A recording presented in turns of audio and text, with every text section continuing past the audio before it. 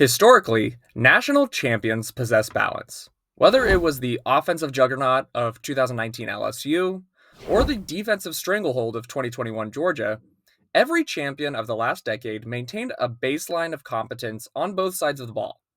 Oklahoma breaks this mold. They possess a defense that statistically outperforms the last 10 national champions in creating havoc, coupled with an offense that ranks last among that same group in efficiency.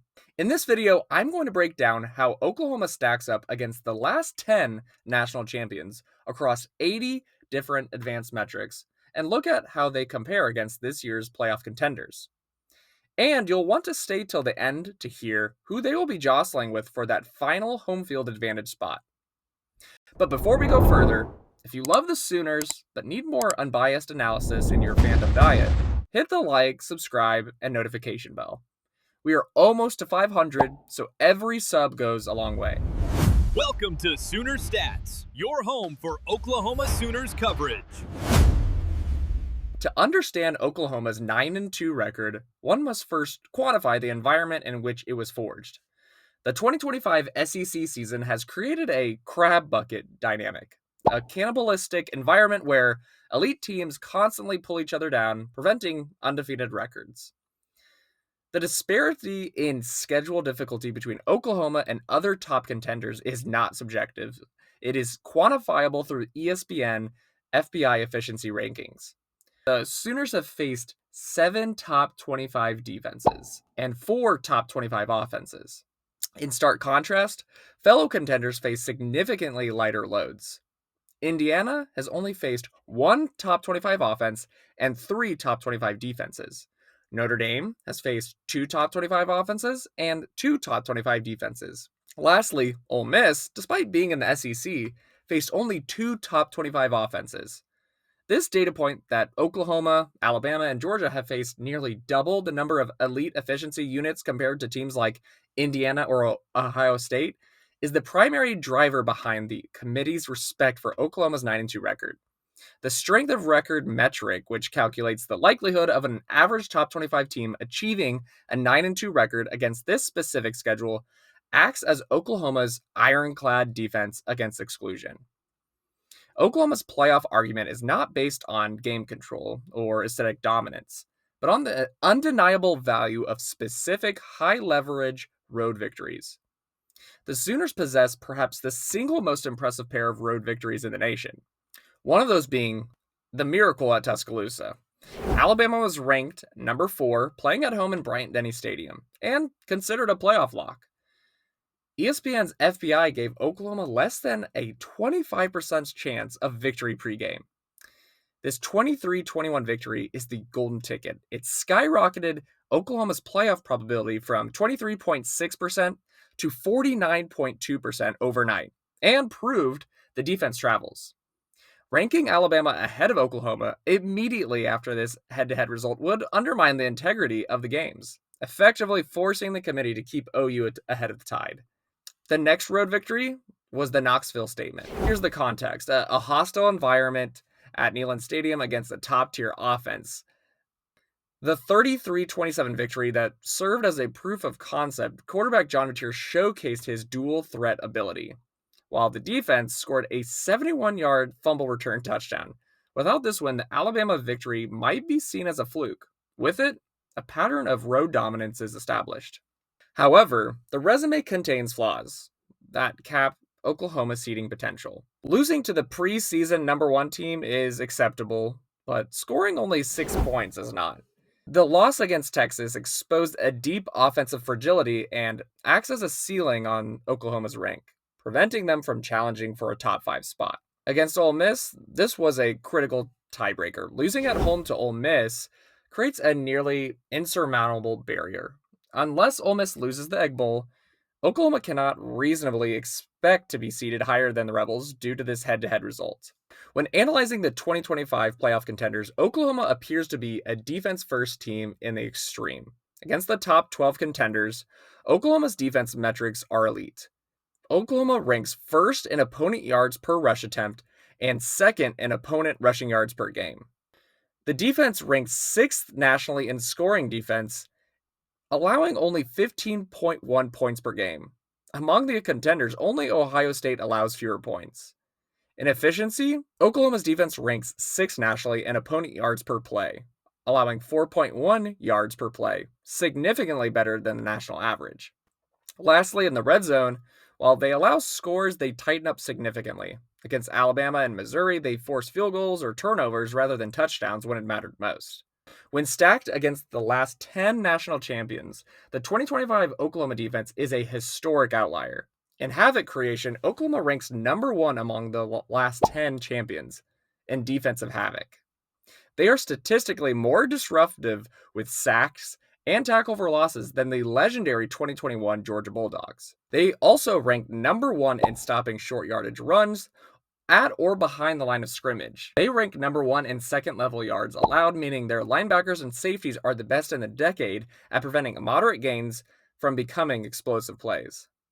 The verdict is clear. If defense travels, Oklahoma has the best travel gear in the country. They don't just stop teams, they dominate the line of scrimmage in a way that exceeds previous benchmarks. If the defense is the engine, the offense is the flat tire. Oklahoma's offense lags significantly behind its peers in almost every production metric. In scoring, they rank 11th among all contenders, just averaging 26.5 points per game. In total offense, also ranked 11th, averaging 335.6 yards per game. Efficiency, you guessed it, ranked last, 4.9 yards per play. And in passing, they're ranked 9th with 204.9 yards per game. How does a team with such poor offensive stats beat Alabama and Tennessee? The answer lies in two specific anomalies. While Oklahoma ranks last among recent champions in success rate, they rank second in passing downs explosiveness. They are the ultimate high-variance team. They will go 3 and out repeatedly, only to hit a miraculous 80-yard touchdown on 3rd and long. Next, red zone perfection. Despite their struggles to move the ball, Oklahoma ranks first nationally in red zone scoring percentage. If they get close, they're more than likely to score. John Mateer represents this volatility perfectly. He's thrown for just over 2,200 passing yards and 8 touchdowns with 7 interceptions. His 389 rushing yards are often the primary mechanism for extending drives when pass protection breaks down. His QBR of 129.1 reflects deep inconsistency. He stalled completely against Texas, but made just enough plays to win against Alabama. To contextualize this team, a similarity analysis using Euclidean distance compared Oklahoma to every champion since 2015. The closest match was the 2023 Michigan Wolverines. Like Michigan, Oklahoma prioritizes winning the line of scrimmage and controlling pace. The difference is Oklahoma is attempting to win with the sliders pushed to the absolute max. Oklahoma's defense is more dominant than Michigan's 2023 unit, but Oklahoma's offense is significantly less efficient. Where Michigan was risk-averse and steady, Oklahoma is inefficient and reliant on bailout plays. This profile makes them a stressful, high-wire act. They rely entirely on the defense to create short fields and scoring opportunities that the offense cannot generate on its own. As I mentioned earlier, we were going to talk about which team is Oklahoma most likely to jostle for home field advantage. That, the fiercest debate and competitor, is the Notre Dame Irish. Oklahoma is 9-2 versus Notre Dame 9-2, and they're both competing for the number 8 seed. Notre Dame's argument is heavily reliant on game control and the eye test.